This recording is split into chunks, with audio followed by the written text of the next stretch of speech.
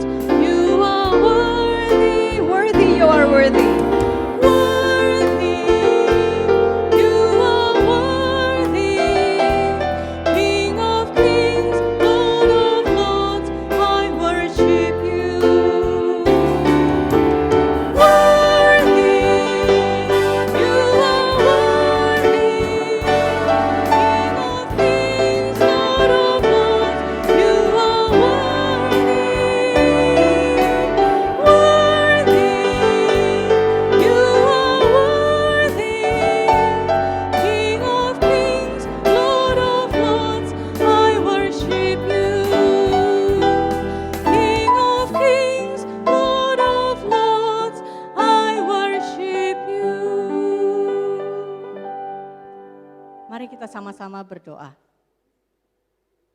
Tuhan, Engkau adalah Allah pencipta langit dan bumi dan segala isinya.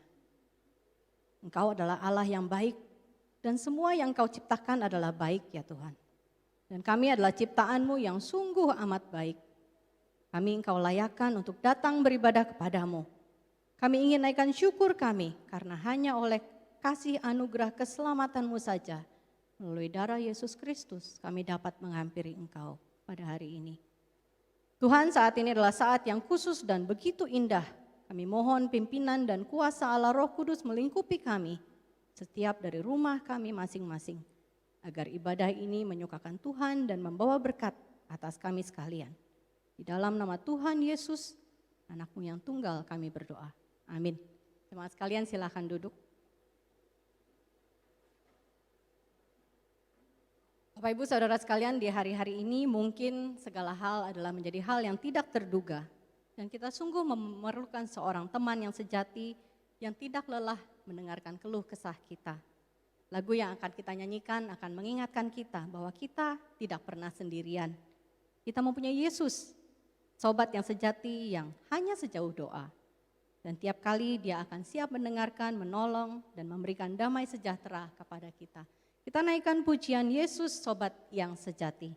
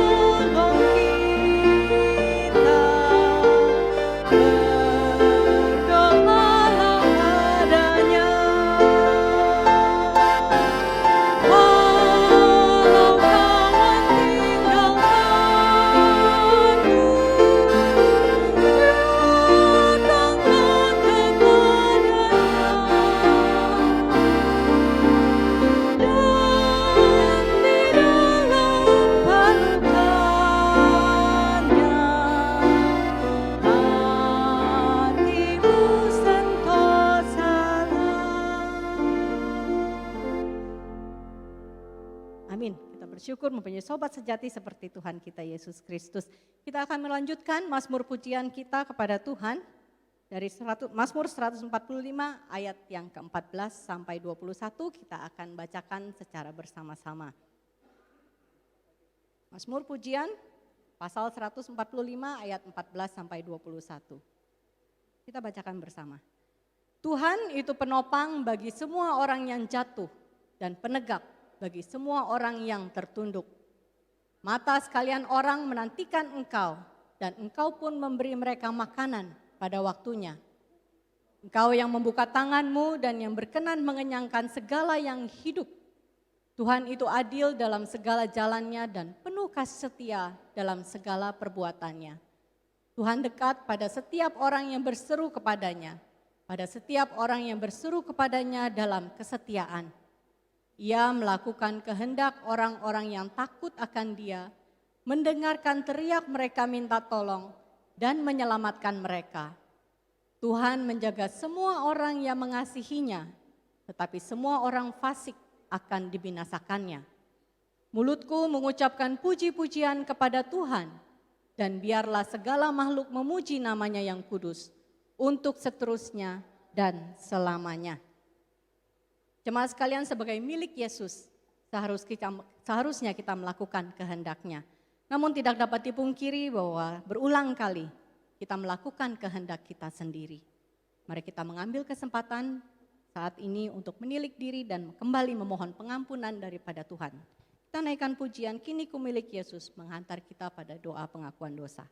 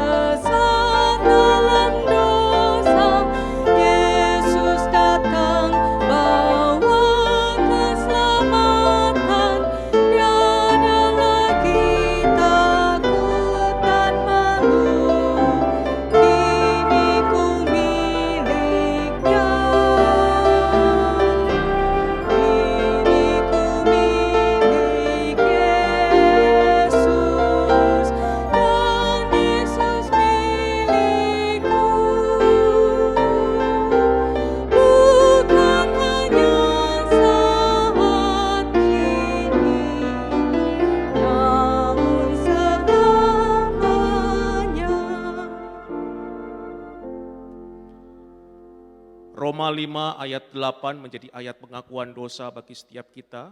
Firman Tuhan berbunyi demikian. Allah menunjukkan kasih-Nya kepada kita oleh karena Kristus telah mati untuk kita ketika kita masih berdosa. Mari saudara yang terkasih dalam Tuhan, kita bangkit berdiri, kita akan bersama-sama masuk di dalam doa pengakuan dosa. Mari kita bersatu di dalam doa. Kami datang di hadapan-Mu ya Tuhan. Kami sungguh bersyukur ketika kami dapat menikmati waktu di mana kami dapat beribadah kepada Tuhan. Kami juga dapat menikmati waktu di mana kami dapat kembali memeriksa diri kami di hadapan Tuhan. Jujur kami harus akui ya Tuhan bahwa kami adalah manusia yang lemah, manusia yang rentan. Dan tanpa kami sadari dalam kehidupan kami, dalam keseharian kami, begitu mudah kami jatuh. Begitu mudah kami jatuh di dalam dosa. Segala pikiran kami, segala tindakan kami akhirnya dapat menyakiti Tuhan. Tanpa kami sadari yang seharusnya hidup kami lebih dekat kepada Tuhan. Waktu yang Tuhan berikan justru kami lebih pakai untuk kehidupan kami sendiri. Kami lupa untuk mendekatkan diri pada Tuhan, menjalin relasi yang lebih intim kepada Tuhan. Dan di dalam waktu yang terlupakan itu, kami lupa untuk bagaimana seharusnya kami hidup di dalam Tuhan. Dan kami telah menyakiti Tuhan. Saat ini ya Tuhan kami datang mengakui segala dosa, segala pelanggaran kami. Kiranya Tuhan yang tolong kami ya Tuhan. Karena kami percaya hanya Tuhan saja yang dapat menolong kami, mengampuni kami. Hanya kepada Tuhan saja kami berseru. Dan ketika kami datang pada saat ini ya Tuhan, kami juga datang dengan hati yang percaya akan janji Tuhan. Ketika kami berseru kepada Tuhan, Engkau mendengarkan setiap seruan kami. Dan Engkau juga menjawab segala doa kami. Engkau mengampuni kami. Kami bersyukur Tuhan untuk pengampunan yang Tuhan berikan. Dan biarlah Tuhan yang terus tolong kami untuk boleh terus hidup lagi, memakai kehidupan kami lebih dekat lagi kepada Tuhan. Menjadi hidup yang untuk memuliakan nama Tuhan. Terima kasih Bapa di surga, inilah segala doa kami. Di dalam nama Tuhan Yesus Kristus kami berdoa, kami bersyukur padamu. Amin. Kini ku milik Yesus refnya. Kini ku milik Yesus dan Yesus milikku. Bukan hanya saat ini, namun selamat. Kini ku milik Yesus. Kini ku milik Yesus dan Yesus milikku. Bukan hanya saat ini, namun selamanya. Saudara yang terkasih dalam Tuhan, dengan tetap bangkit berdiri bersama dengan gereja sepanjang abad dan tempat, mari kita bersama-sama mengikrarkan, kita menyatakan pengakuan iman kita, seturut dengan pengakuan iman rasuli yang berkata demikian. Aku percaya kepada Allah, Bapa yang Maha Kuasa, Khalik langit dan bumi, dan kepada Yesus Kristus anaknya yang tunggal Tuhan kita, yang dikandung dari Roh Kudus, lahir dari anak darah Maria, yang menderita sengsara di bawah pemerintahan Pontius Pilatus, disalibkan, mati dan dikuburkan, turun ke dalam kerajaan maut, pada hari yang ketiga bangkit pula dari antara orang mati, naik ke sorga, duduk di sebelah kanan Allah, Bapa yang Maha Kuasa, dan dari sana ia akan datang untuk menghakimi orang yang hidup dan yang mati. Aku percaya kepada Roh Kudus, gereja yang kudus dan am, persekutuan orang kudus, pengampunan dosa, kebangkitan tubuh, dan hidup yang kekal. Amin. Silakan duduk saudara yang terkasih. Jemaat sekalian, pemberitaan firman Tuhan akan dibawakan oleh Guru Injil Winnie Salomo, semua kita yang terkasih, dengan tema seorang yang memiliki karakter seperti Kristus. Mari kita naikkan pujian, memohon Tuhan yang mengubahkan hati dan hidup kita melalui perenungan firman hari ini. Kita nyanyikan pujian, berikanku hatimu.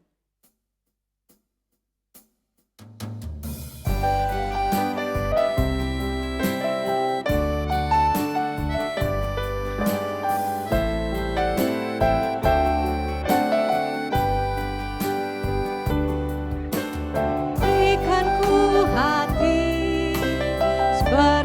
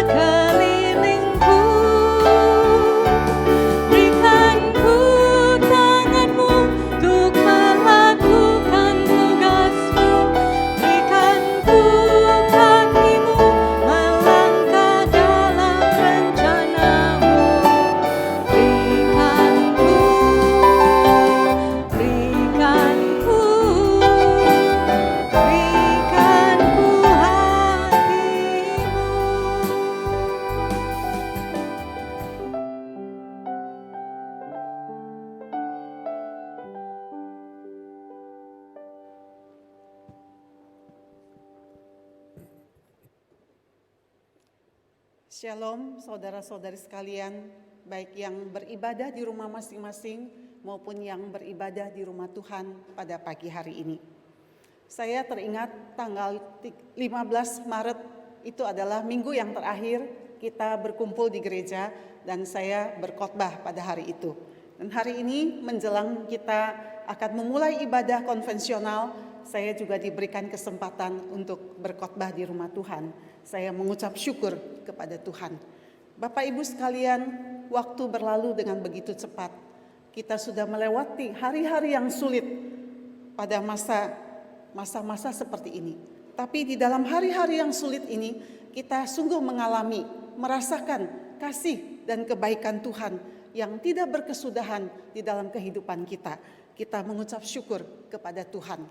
Pada pagi hari ini kita akan bersama-sama merenungkan satu tema firman Tuhan, yaitu Barnabas, seorang yang memiliki karakter seperti Kristus. Mari kita bersama-sama membuka firman Tuhan dari Kisah Para Rasul pasal yang keempat, ayat 32 sampai dengan 37.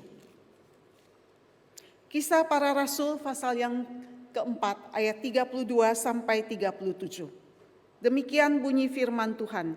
Adapun kumpulan orang yang telah percaya itu, mereka sehati dan sejiwa, dan tidak seorang pun yang berkata bahwa sesuatu dari kepunyaannya adalah miliknya sendiri, tetapi segala sesuatu adalah kepunyaan mereka bersama. Dan dengan kuasa yang besar, rasul-rasul memberi kesaksian tentang kebangkitan Tuhan Yesus, dan mereka semua hidup dalam kasih karunia yang melimpah-limpah. Sebab tidak ada seorang pun yang berkekurangan di antara mereka, karena semua orang yang mempunyai tanah atau rumah menjual kepunyaannya itu, dan hasil penjualan itu mereka bawa dan mereka letakkan di depan kaki rasul-rasul, lalu membagi-bagikan kepada setiap orang sesuai dengan keperluannya. Demikian pula dengan Yusuf, yang oleh rasul-rasul disebut Barnabas, artinya anak penghiburan, seorang Lewi dari Siprus. Ia menjual ladang miliknya, lalu membawa uangnya itu dan meletakkannya di depan kaki rasul-rasul. Kita kembali membuka firman Tuhan dari Kisah Rasul pasal yang ke-9 ayat 26 sampai yang ke-30. Kisah Rasul pasal yang ke-9 ayat 26 sampai 30. Setibanya di Yerusalem, Saulus mencoba menggabungkan diri kepada murid-murid, tetapi semuanya takut kepadanya karena mereka tidak dapat percaya bahwa ia juga seorang murid. Tetapi Barnabas menerima dia dan membawanya kepada rasul-rasul dan menceritakan kepada mereka bagaimana Saulus melihat Tuhan di tengah jalan dan bahwa Tuhan berbicara dengan dia, dan bagaimana keberaniannya mengajar di Damsyik dalam nama Yesus. Dan Saulus tetap bersama-sama dengan mereka di Yerusalem dan dengan keberanian mengajar dalam nama Tuhan. Ia juga berbicara dan bersoal jawab dengan orang-orang Yahudi yang berbahasa Yunani, tetapi mereka itu berusaha membunuh dia. Akan tetapi setelah hal itu diketahui oleh saudara-saudara dan anggota jemaat, mereka membawa dia ke Kaisaria dan dari situ membantu dia ke Tarsus. Mari kita berdoa. Bapa yang ada di dalam surga, segala sesuatu berubah dengan begitu cepat.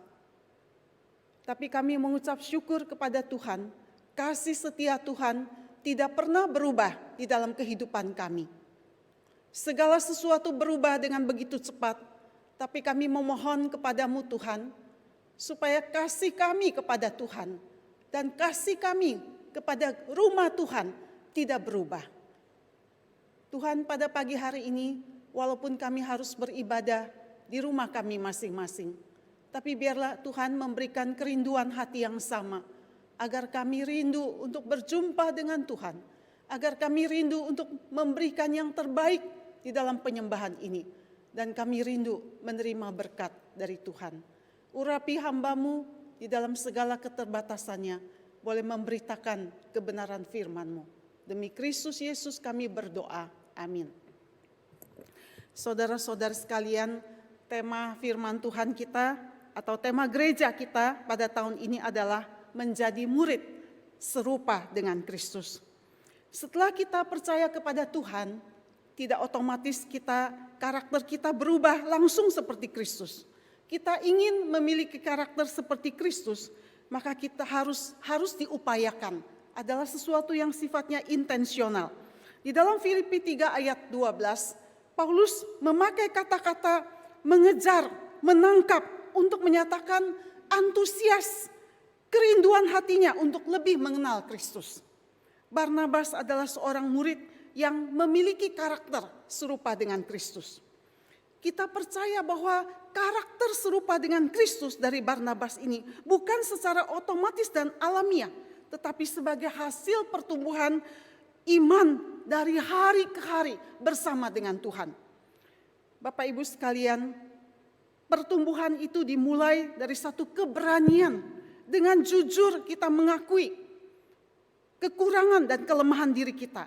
Dan satu keberanian untuk meninggalkan dosa-dosa dan keterbatasan kita. Untuk itu kita membutuhkan satu kepekaan. Kepekaan di hadapan Tuhan untuk dengan jujur mengakui kelemahan dan keterbatasan kita. Bapak Ibu sekalian, saya bersyukur kepada Tuhan.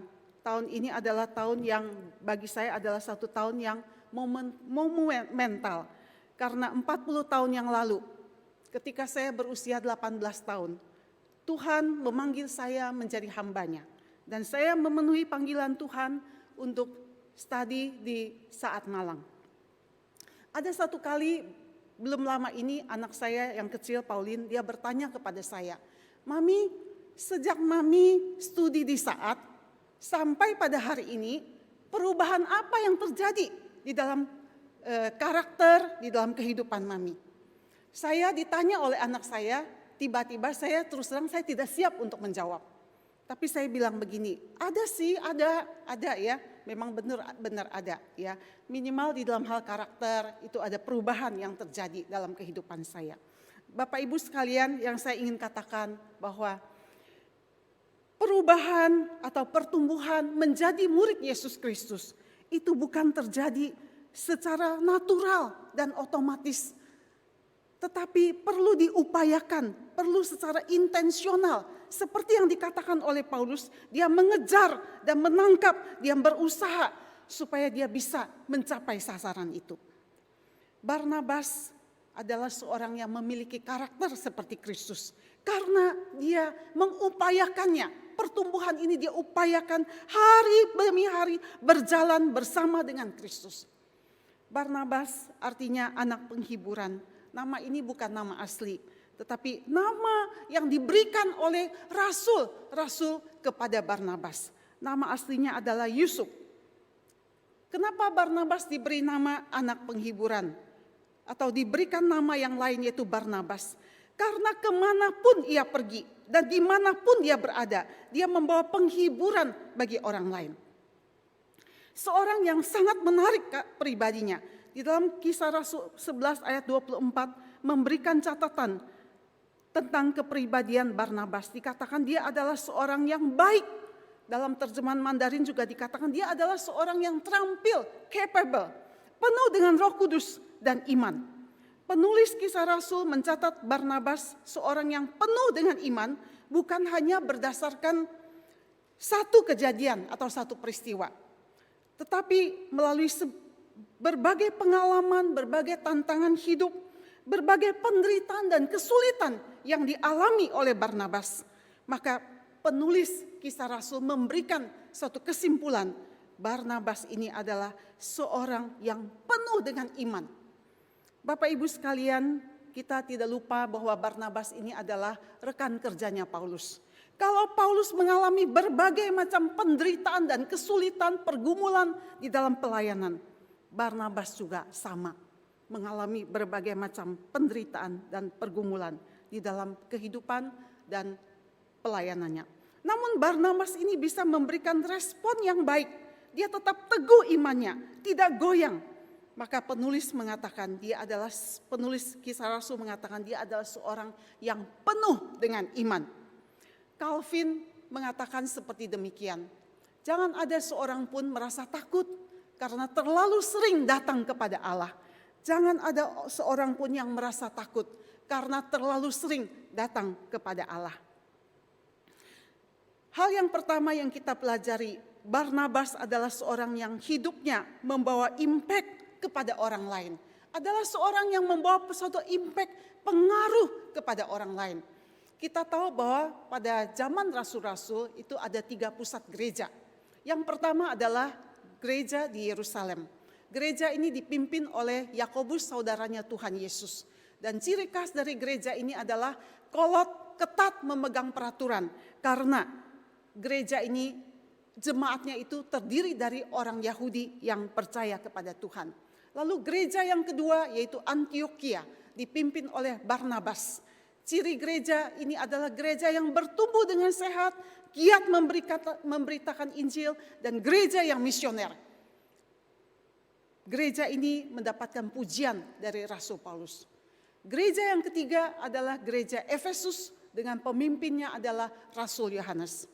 Ciri gereja ini adalah gereja yang banyak bertengkar karena mereka kehilangan kasih yang mula-mula. Itulah sebabnya Rasul Yohanes di dalam suratnya banyak sekali menuliskan tentang pengajaran tentang cinta kasih. Bapak Ibu sekalian, Barnabas membawa impact yang besar terhadap gereja yang dia pimpin, yaitu gereja di Antioquia. Saya tidak mengatakan bahwa Yakobus dan Rasul Yohanes tidak membawa impact yang besar bagi gereja yang mereka pimpin. Tapi yang pasti Barnabas telah membawa impact, pengaruh yang sangat besar terhadap gereja yang dia pimpin. Sehingga menghasilkan jemaat yang begitu baik. Jemaat yang mula-mula, jemaat yang baik. Dan salah seorangnya adalah Barnabas. Bapak Ibu sekalian, pada tanggal 28 Mei yang baru lalu terjadi suatu peristiwa yang menggemparkan. Ya, kita tahu semua bahwa ada seorang polisi, Derek Chauvin, dia menyiksa atau menghakimi, main hakim sendiri, kemudian dia menyiksa seorang security Amerika yaitu George Floyd. Dan peristiwa ini memancing kemarahan dan kerusuhan anti-rasis di seluruh Amerika. Kita juga mengenal seorang yang bernama George Washington Carver. George Washington Carver adalah seorang kulit hitam dari keturunan keluarga budak. Dari kecil dia sudah yatim piatu. Dari kecil dia percaya kepada Tuhan Yesus. Seorang yang rajin belajar dan dia berhasil menjadi sarjana dari Iowa University dari Fakultas Pertanian. Suatu hari George bertanya kepada Tuhan, Tuhan, untuk apa Tuhan menciptakan kacang? Karena dia melihat begitu banyak kacang dari petani yang dihasilkan oleh pertanian itu sia-sia belaka. Dan dia rindu untuk membantu petani meningkatkan taraf hidup mereka. Dia bertanya kepada Tuhan, Tuhan, untuk apa Tuhan menciptakan kacang? Lalu dengan pertanyaan ini dia masuk ke laboratorium penelitian dan akhirnya dia menemukan kacang bisa dijadikan bahan dasar dari 300 lebih produk, antara lain sampo, susu, selai dan sebagainya dan sebagainya. Lalu dia juga meneliti tomat itu bisa menghasilkan, dari bahan dasar tomat bisa menghasilkan 100 lebih produk. Demikian juga dari kapas bisa menghasilkan banyak produk. George Washington Carver, dia mengabdikan seluruh hidupnya untuk meneliti beberapa produk ini, beberapa hasil ini. Sehingga dia meningkatkan kehidupan para petani pada zaman itu. Saudara-saudari sekalian, Derek Chauvin sama-sama membawa dampak. Derek Chauvin dan George Washington Carver sama-sama membawa dampak bagi manusia, masyarakat pada zamannya. Tetapi Derek Chauvin membawa pengaruh yang negatif dan George Washington Carver membawa pengaruh yang positif. Bapak Ibu sekalian, saya mengikuti suami berpindah-pindah dari satu ladang ke ladang yang lain. Saya sering bercanda dengan teman-teman. Karena saya ini adalah istri Musa, maka Musa berkeliling di padang gurun, saya juga berkeliling-keliling ya ke berbagai gereja melayani Tuhan, mengikuti suami. Jemaat bisa lupa dengan khotbah-khotbah saya. Jemaat suatu hari bisa lupa dengan apa yang saya pernah ajarkan. Tetapi dari dalam hati yang terdalam, saya merindukan bahwa bagaimana saya memperlakukan setiap jemaat. Bagaimana saya melayani pekerjaan Tuhan? Bagaimana saya membantu jemaat menyelesaikan masalah dan sebagainya. Saya merindukan bahwa itu memberikan impact di dalam hati setiap jemaat dan khususnya rekan-rekan yang bersama-sama saya melayani. Dan saya percaya, saya berharap impact itu akan berkesan seumur hidup mereka. Bapak, Ibu, saudara-saudari sekalian, tanpa kita sadari, apa yang kita pikirkan, apa yang kita katakan, membawa suatu impact terhadap orang lain, khususnya terhadap orang-orang yang terdekat kita, anak kita, pasangan kita, rekan sekerja kita, dan bahkan sopir, pembantu kita, dan sebagainya. Tanpa kita sadari, apa yang kita kerjakan setiap hari, itu sudah membawa impact terhadap orang-orang yang ada di sekitar kita. Hari ini, pengaruh apa yang kita tanamkan dalam kehidupan mereka? Pengaruh apa yang kita tanamkan? Legasi apa yang kita tanamkan di dalam diri anak-anak kita di kelak kemudian hari? Barnabas, seorang yang membawa impact bagi kehidupan orang lain. Yang kedua, Barnabas adalah seorang yang suka berkorban bagi orang lain. Dia bisa menjadi seorang yang membawa impact yang besar, yang luas bagi sesama. Karena dia senantiasa memiliki satu spirit yang rela berkorban bagi orang lain. Di dalam Kisah Rasul pasal 4 ayat 37 dikatakan, ia menjual ladang miliknya, lalu membawa uangnya itu dan meletakkannya di depan kaki rasul-rasul. Saudara-saudara sekalian, jemaat yang mula-mula mereka, kehidupan mereka amatlah sulit. Mereka tidak memiliki penghasilan yang tetap. Kehidupan mereka itu tidak menentu. Dan mereka terancam aniaya dari seorang Herodes yang sakit jiwa. Yang terus-menerus ingin mengejar dan membunuh orang-orang Kristen. Saya rasa saudara-saudari sekalian, kesulitan kita pada hari ini, atau kesulitan orang-orang zaman dulu itu jauh lebih besar dari kesulitan yang kita hadapi pada saat ini. Namun mereka menghadapi semua tantangan ini dengan satu hati, saling menopang, saling memperhatikan. Kesulitan yang besar, namun mereka semua hidup di dalam kasih karunia yang berlimpah-limpah. Ini sesuatu hal yang sangat mengharukan kita, anak-anak Tuhan pada zaman ini. Kesulitan yang besar yang dialami oleh jemaat Tuhan mula-mula. Tapi mereka semua hidup dalam kasih karunia yang melimpah-limpah. Barnabas adalah salah satu contohnya. Dia memberikan contoh teladan. Dia tidak egois. Dia tidak hidup berfokus di dalam pergumulan dirinya sendiri. Tapi dia rela berkorban bagi orang lain di tengah-tengah kesulitan hidup ini. Tuhan Yesus di dalam Injil Matius pernah berkata seperti demikian.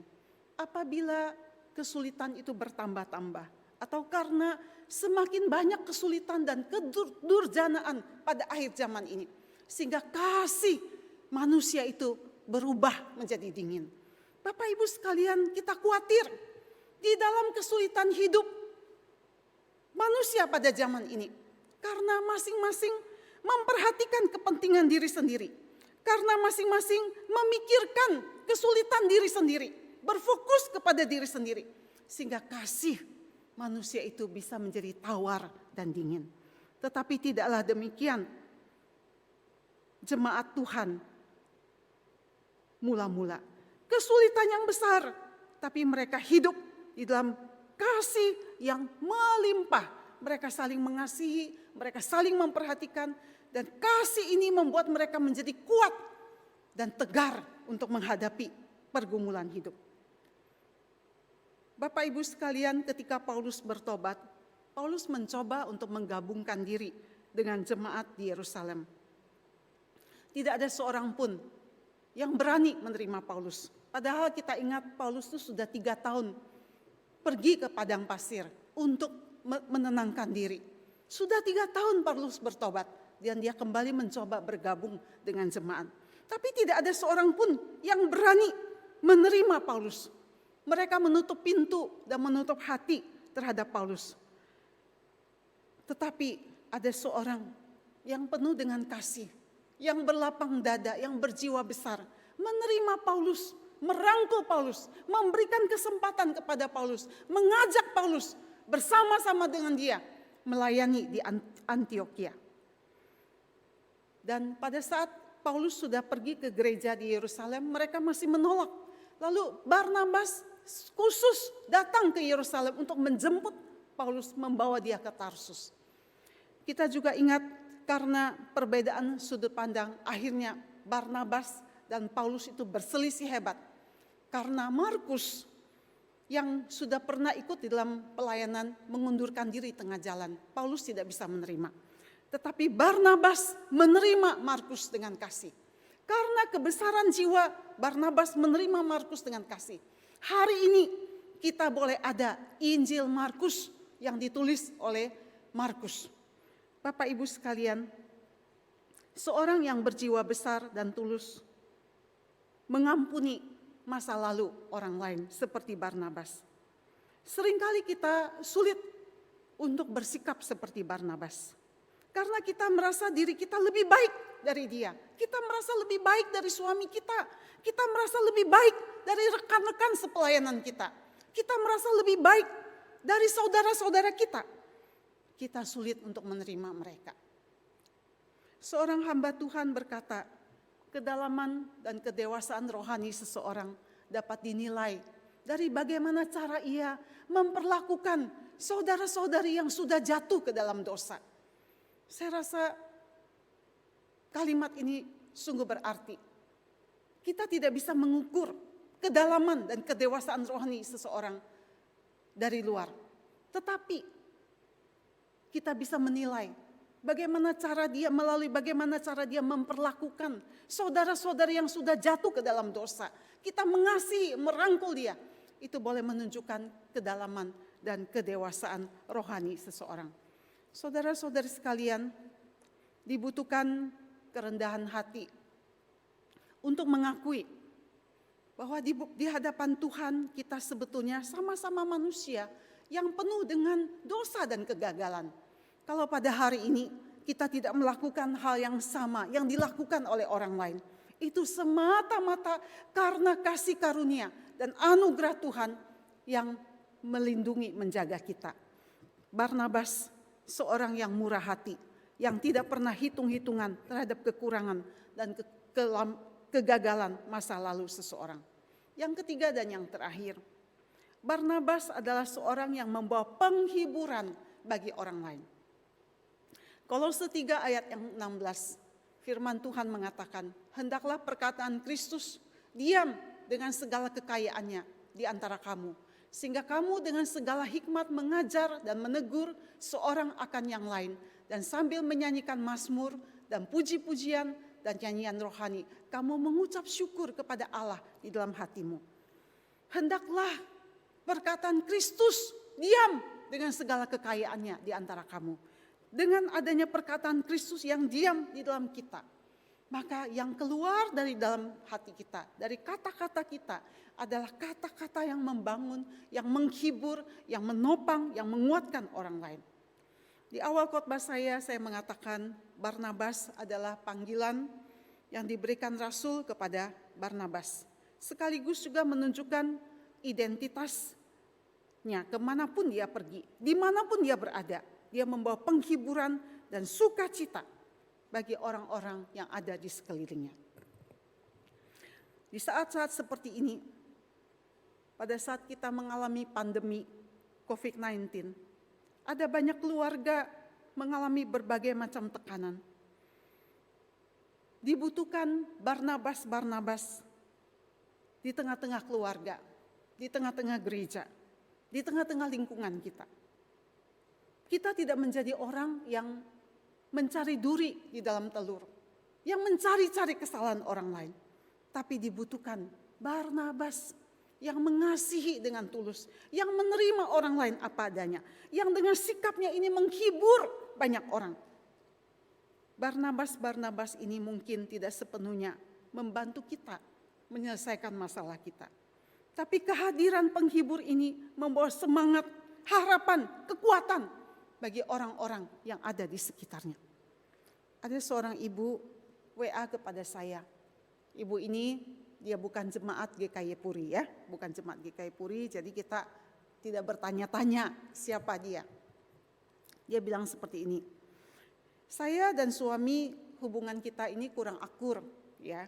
Sebelum COVID memang sudah kurang akur kita ini. Ditambah COVID, ekonomi keluarga memburuk, membuat hubungan kami itu tambah parah, Bu.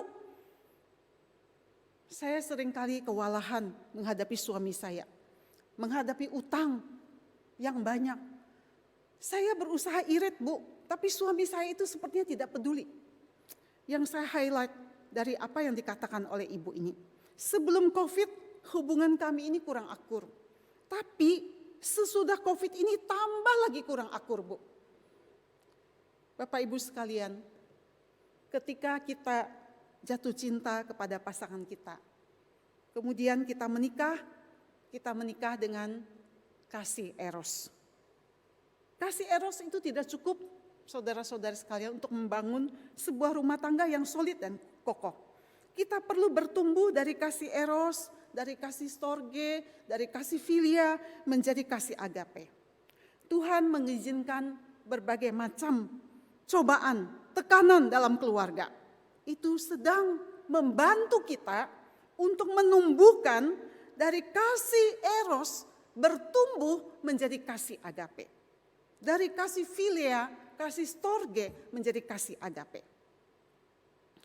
Tuhan sedang melatih kasih kita supaya kasih itu bertumbuh dari kasih yang egosentris menjadi kasih yang rela berkorban bagi anak-anak dan pasangan kita. Barnabas adalah seorang yang membawa penghiburan bagi orang lain karena dia mengasihi sesama dengan kasih agape. Hari ini Tuhan memanggil kita menjadi pendamping, penghibur bagi keluarga kita di tengah-tengah kondisi yang sangat sulit ini, agar beban yang dipikul itu terasa ringan karena kita saling memikul beban satu dengan yang lain. Sebagai penutup dari khotbah ini, saya ingin saudara-saudara sekalian menyaksikan sebuah video kesaksian hidup seorang ibu anggota Komisi Wanita GKY Puri Indah, bagaimana dia dan suaminya telah membagikan kasih agape kepada anaknya yang berkebutuhan khusus. Video ini berdurasi 9 menit ya, jadi harap Bapak Ibu sabar untuk menyaksikannya.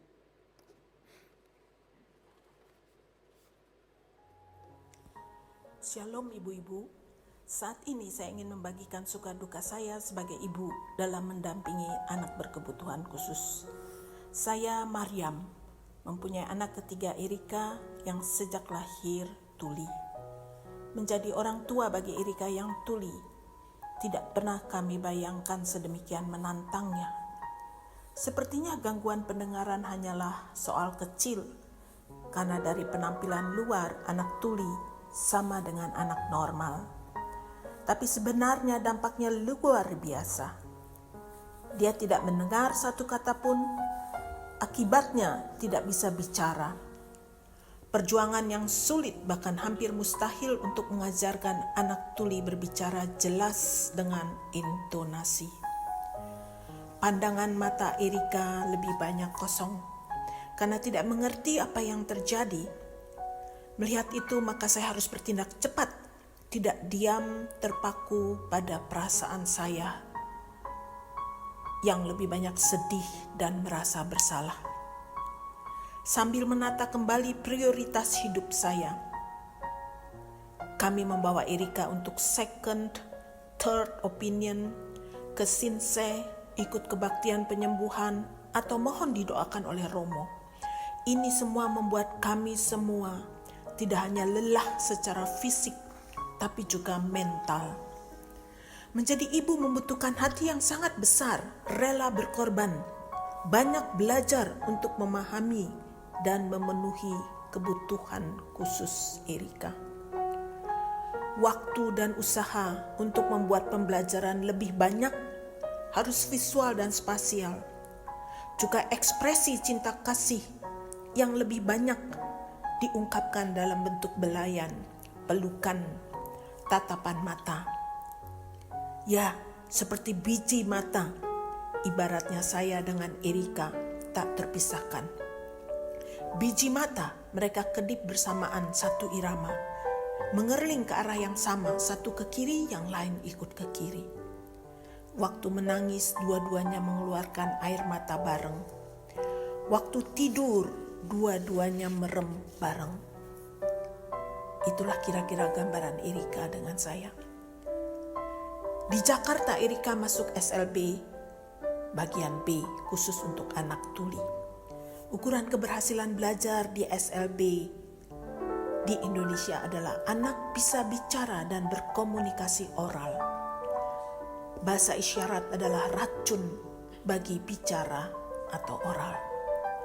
Kalau anak lain usia balita, belajar itu menyenangkan sambil bermain atau banyak memakai motorik kasar, berlari-lari dengan gembira, maka anak tuli lebih banyak belajar mengamati bibir yang detail sekali, abstrak dan tidak menarik. Bermain-main juga dibatasi karena khawatir alat bantu dengarnya yang sangat mahal akan rusak, sehingga anak-anak ini lebih banyak belajar di dalam kelas, sangat membosankan dan tidak alamiah. Di TK, Erika sekolah dari jam 7.30 sampai jam 3 sore selama 7,5 jam setiap hari dari Senin sampai Jumat. Pulang sekolah masih ada PR, sungguh beban yang sangat berat. Erika sangat frustrasi, walau sudah belajar 7,5 jam setiap hari. Dia tetap sulit mengekspresikan diri melalui kata-kata. Emosinya sangat fluktuatif, perkembangan kognitifnya terhambat. Teman-teman tidak mau bermain dengan Erika, dia sangat kecewa. Erika sering tantrum.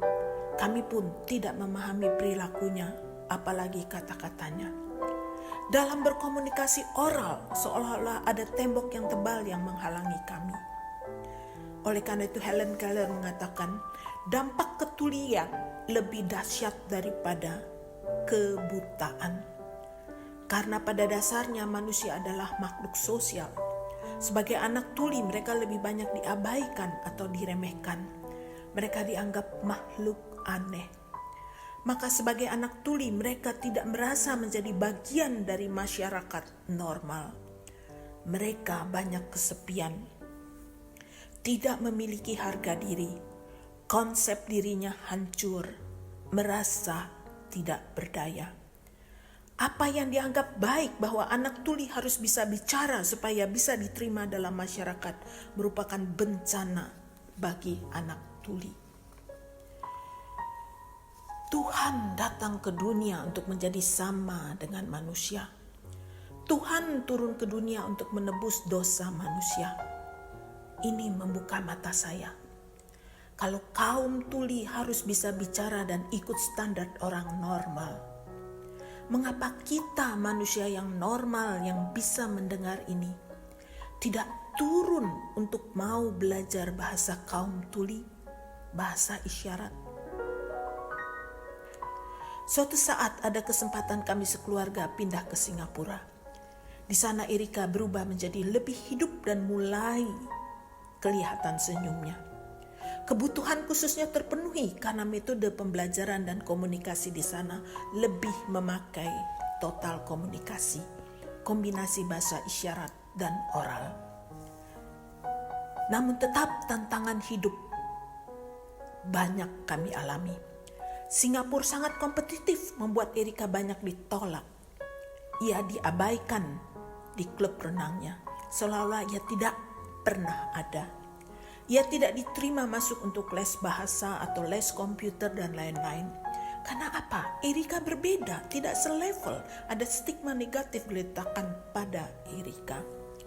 Kedua kakak-kakaknya juga tidak mudah menyesuaikan diri dengan tuntutan pendidikan di Singapura. Saya kembali meratap dan memohon. Mazmur 17 ayat 8 berkata, peliharalah aku seperti biji mata, sembunyikan aku dalam naungan sayapmu. Ulangan 32 ayat 10b, dikelilinginya dia dan diawasinya, dijaganya sebagai biji matanya. Secara emosi, saya sangat labil. Dulu saya mengajar lebih dari 100 mahasiswa-mahasiswi, sekarang dengan tidak 3 anak, saya merasa kewalahan. Dulu I'm something, now I'm nothing. Tetapi disinilah karakter saya terus diasah oleh Tuhan. Saya belajar sabar menghadapi anak-anak saya, mempunyai kekuatan memahami misteri dan kebutuhan anak tuli, bisa berempati mendengarkan Erika, tegar menghadapi penolakan dari lingkungan, kreatif mencari solusi, dan menerima apa yang tidak dapat saya ubah, serta bijak dalam menyikapinya. Saya akan rangkum perjalanan hidup saya membesarkan Erika. Engkau lahir membawa sukacita bagi seluruh keluarga. Risau dan resah hati kami mengetahui bahwa engkau lahir tuli, tidak bisa mendengar, berbicara, menyanyi, sulit berteman, sukar beradaptasi, banyak frustrasi dan cenderung emosional. Iman kami yakin bahwa engkau diciptakan dengan dahsyat oleh Tuhan. Tuhan mempunyai rancangan yang indah, rancangan damai sejahtera bagi setiap manusia yang percaya padanya. Kak, kehidupan bersama Erika selalu penuh tantangan, tetapi juga merupakan kesempatan, suatu tugas yang berat sekaligus anugerah mendapatkan keistimewaan dipilih oleh Tuhan sebagai ibu anak berkebutuhan khusus. Aku dan Tuhan, saya alami Tuhan, perjalanan yang panjang di dalam tunnel bersama dengan Erika dan Tuhan, menuju titik terang di ujung sana, indah pada waktunya. Erika saat ini hidup mandiri, lulus dari LaSalle Singapore dan memperoleh first class honors dari University of Northumbria di UK. Menikah dengan sesama tuli, Simon juga tuli, dan hidup independen di Newcastle, UK. Tuhan sungguh ajaib. Amin. Saudara-saudari sekalian, Tuhan sungguh luar biasa. Mengubah yang tidak mungkin menjadi mungkin.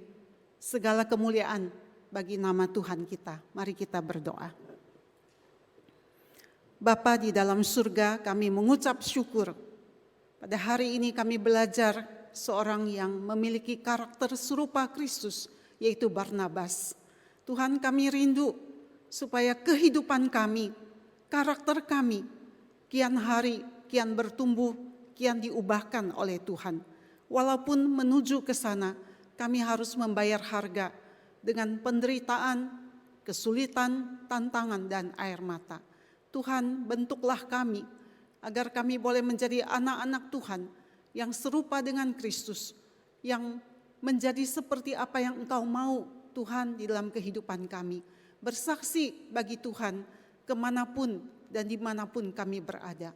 Tuhan, biarlah firman-Mu pada pagi hari ini memberikan kekuatan dan penghiburan kepada setiap kami.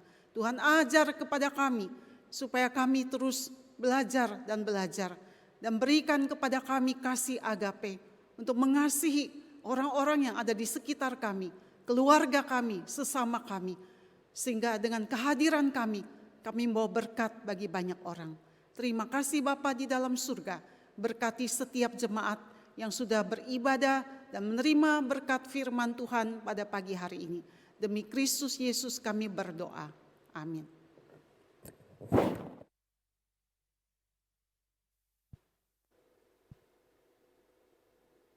Jemaat sekalian, saatnya kita membawa persembahan kepada Tuhan. Kita akan naikkan pujian Mereka Perlu Kasih Tuhan. Dan mohon jemaat bisa menggunakan QRS code yang akan ditayangkan.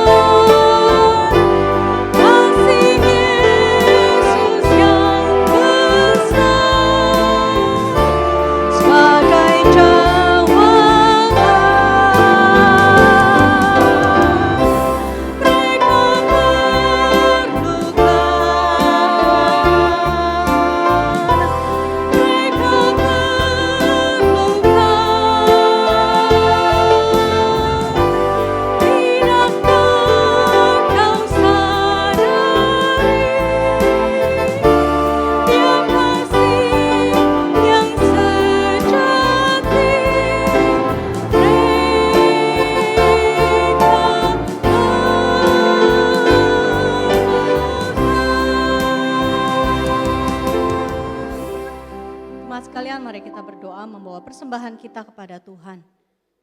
Bapa dalam kerajaan surga, kami sungguh bersyukur ya Tuhan.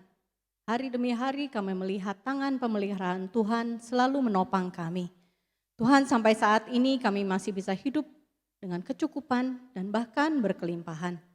Biarlah Tuhan Engkau gunakan kami menjadi saluran berkat-Mu melalui materi yang telah kami persembahkan kepada Engkau. Kami berdoa supaya Tuhan yang gunakan menjadi alat kepanjangan tangan Tuhan untuk bekerja melalui gereja kami. Dan Tuhan, kami mau berikan diri kami dalam kehidupan kami, segala tugas yang Tuhan sudah percayakan kepada kami, agar kami dapat melakukannya dengan baik. Tanggung jawab kami sebagai anak Tuhan, dimanapun Tuhan tempatkan kami. Biarlah kami menjadi orang-orang yang membawa dampak seperti Barnabas, membawa berkat Tuhan dan memuliakan nama Tuhan saja. Biarlah Tuhan terima persembahan diri kami dan materi yang telah kami persembahkan kepada Tuhan. Di dalam nama Tuhan Yesus Kristus kami berdoa. Amin.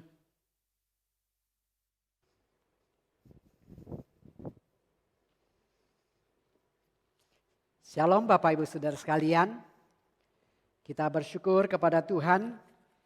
Pada hari ini kita kembali boleh belajar bagaimana bisa memiliki karakter yang serupa dengan Kristus. Dalam segala situasi kondisi biarlah Tuhan terus membentuk kita dan memperbaharui kita agar kita memiliki karakter seperti Kristus. Bapak Ibu Saudara sekalian, tidak terasa kita kebaktian non konvensional sudah kurang lebih 3,5 bulan. Dan kita menanti-nantikan supaya bisa diadakan kebaktian konvensional. Dan Sinode sudah memutuskan untuk GKY se-Jabodetabek akan memulai kebaktian konvensional, tentu juga tetap ada kebaktian non-konvensional. Jadi tanggal 19 Juli kita akan adakan kebaktian konvensional. Mengenai protokol ibadah, protokol kesehatan, nanti akan diinformasikan lebih lanjut. Supaya nanti pada saat kita melakukan kebaktian konvensional tanggal 19 Juli, kita boleh melakukannya dengan baik, dengan aman, dengan sehat, dengan disiplin, dengan ketat. Sehingga tetap semuanya bisa beribadah dengan baik. Dan kami mohon saudara sekalian tolong mendoakan untuk persiapan menuju ke kebaktian konvensional 19 Juli. Terima kasih kepada penginjil Winnie Salomo atau Losemu yang sudah menyampaikan firman Tuhan. Dan juga untuk liturgis Ibu Melina dan juga untuk organis dan pianis serta tim multimedia yang sudah mempersiapkan ibadah pada pagi hari ini atau pada hari ini. Dan biarlah apa yang telah kita lakukan berkenan kepada Tuhan dan diberkati oleh Tuhan. Bapak Ibu Saudara sekalian, setiap Rabu malam jam 7 ada kebaktian doa online. Kami menghimbau dan mendorong Bapak Ibu Saudara sekalian, biarlah setiap Rabu malam kita boleh bersama-sama bersehati berdoa. Karena situasi pandemi ini kita belum tahu kapan akan berakhir. Kita tahu berakhir kalau Tuhan mengatakan sudah selesai. Karena itu boleh katakan otoritasnya di tangan Tuhan. Karena itu kita perlu banyak berdoa. Membangun hubungan kita dengan Tuhan. Membangun kerohanian kita. Membangun karakter kita. Dan kita semakin boleh memahami kehendak Tuhan di dalam kehidupan kita. Berita Komisi Pemuda. Komisi Pemuda mengadakan Sing Study via Zoom untuk jemaat dari semua usia. Diadakan setiap hari Selasa jam 8 sampai jam 9 malam. Tema untuk kali ini The Gospel of John. Pembicara Guru Injil Johan Nugroho. Kemudian berita duka cita telah berpulang ke rumah Bapa di surga Ibu Indrawati. dalam usia 81 tahun. Tanggal 26 Juni di Surabaya. Almarhumah adalah ibunda daripada Bapak Pendeta Yohanes Adri dan mama mertua daripada Guru Injil Tanili. Jenazah telah dikremasikan hari Sabtu, yaitu kemarin di Surabaya. Dan telah berpulang ke rumah Bapa di surga Bapak Chandra Tio dalam usia 70 tahun. Tanggal 24 Juni, almarhum adalah koko atau kakak daripada Bapak Hendrik Tio. Kakak ipar daripada Ibu Fensia. Jenazah telah dikremasikan pada hari Jumat tanggal 26 Juni di krematorium Grand Heaven. Kiranya Roh Tuhan memberikan penghiburan, kekuatan bagi keluarga yang sedang berduka cita. Bapak Ibu Saudara sekalian, minggu depan adalah minggu pertama daripada bulan Juli. Biasanya awal bulan kita ada perjamuan kudus, ya. Tapi karena kita masih kebaktian online, jadi rencananya awal Agustus kita akan mengadakan perjamuan kudus, saudara sekalian. Dan waktu itu perjamuan kudus selain melalui ibadah konvensional, juga perjamuan kudus melalui online, saudara sekalian. Mengenai tata caranya nanti juga akan diinformasikan. Dan biarlah saudara sekalian di awal bulan kita diingatkan untuk memberikan persembahan perpuluhan dengan sukacita dan sukarela. Tuhan memberkati. Kita akan menaikkan beberapa pokok doa, tapi sebelumnya kita akan nyanyikan lagu Satu Hal.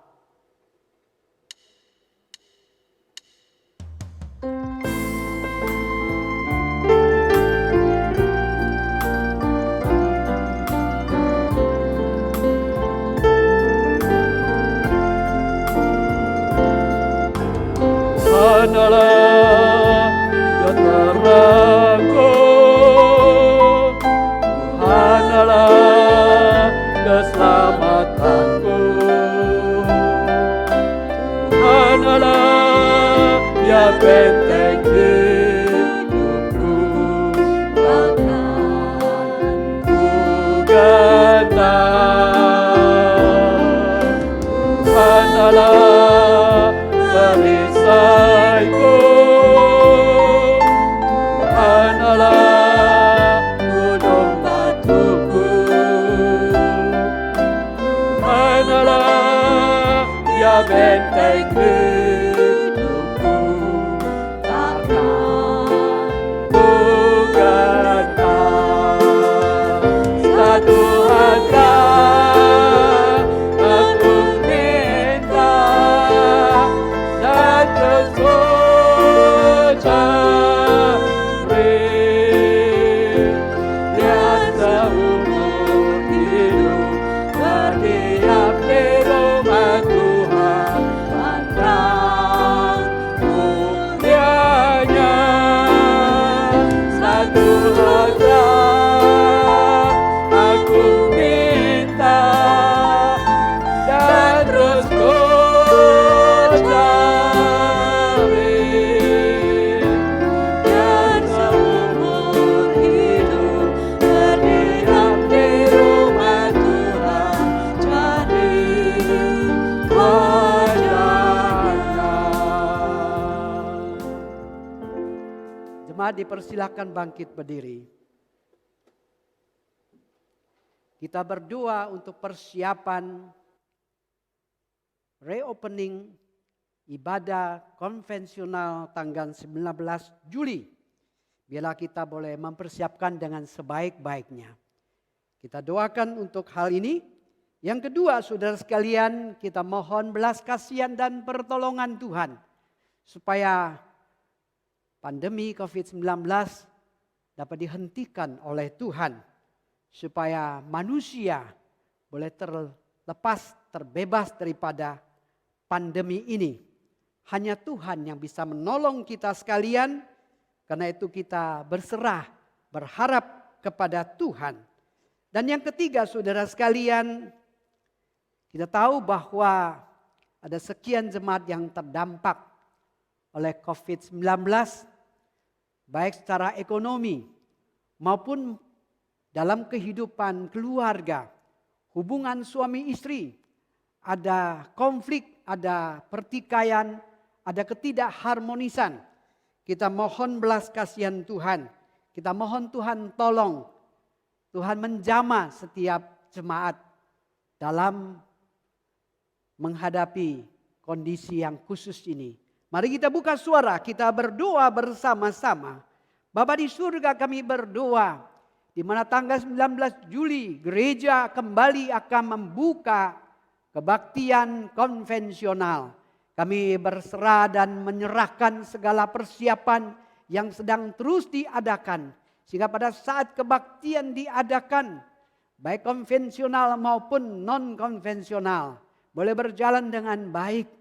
Di mana jemaat yang di rumah maupun jemaat yang datang ke gereja boleh beribadah dengan sungguh-sungguh, beribadah dengan mengalami perjumpaan dengan Tuhan, dan mereka sungguh diberkati oleh Tuhan.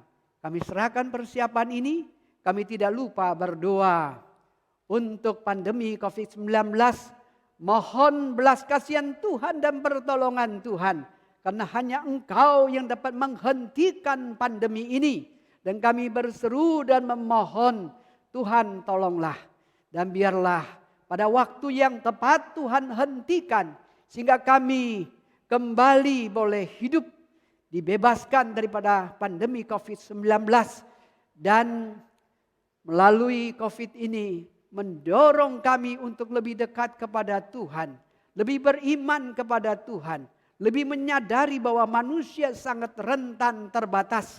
Kami perlu bersandar, berharap kepada Allah yang tak terbatas. Tuhan berkati kami sekalian. Kami berdoa untuk anggota jemaat yang terdampak oleh pandemi COVID-19, sehingga secara ekonomi, di dalam relasi dengan pasangan, dengan anak, dengan orang tua, mengalami masalah, mengalami kesulitan. Tuhan, kami mohon kiranya Engkau curahkan kasih-Mu, kasih agape memenuhi kami sekalian. Dan Engkau kiranya memberi kami kekuatan untuk mengatasinya. Dan biarlah Engkau turun tangan pada saat kami angkat tangan. Saat Engkau turun tangan sehingga persoalan kami, baik secara ekonomi, kesehatan maupun masalah keluarga, boleh mengalami pemulihan karena pertolongan Tuhan, karena anugerah Tuhan, karena cinta kasih Tuhan. Kami berdoa dan berseru demi Kristus Yesus, Juru Selamat kami yang agung. Amin. Dengarkan sabda firman Tuhan. Marilah kita saling memperhatikan supaya kita saling mendorong dalam kasih dan dalam pekerjaan baik. Doksologi. Puji Allah Bapa Putra, puji Allah Roh Kudus, ketiganya yang Esa. Pohon selamat sumber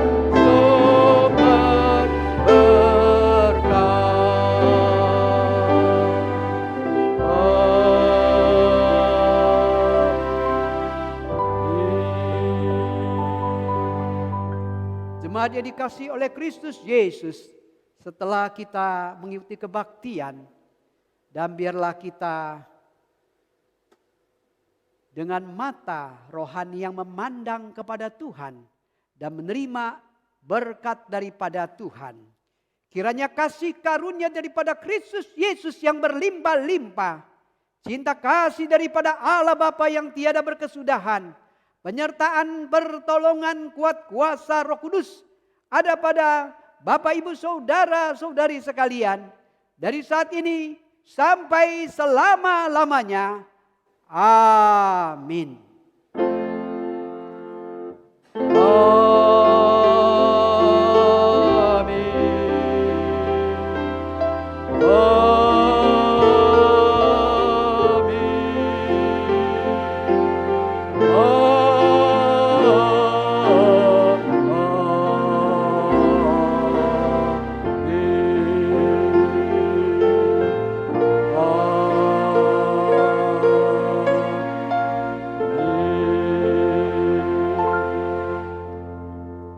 Jemaat dipersilakan duduk kembali, saat teduh kebaktian selesai. Tuhan memberkati.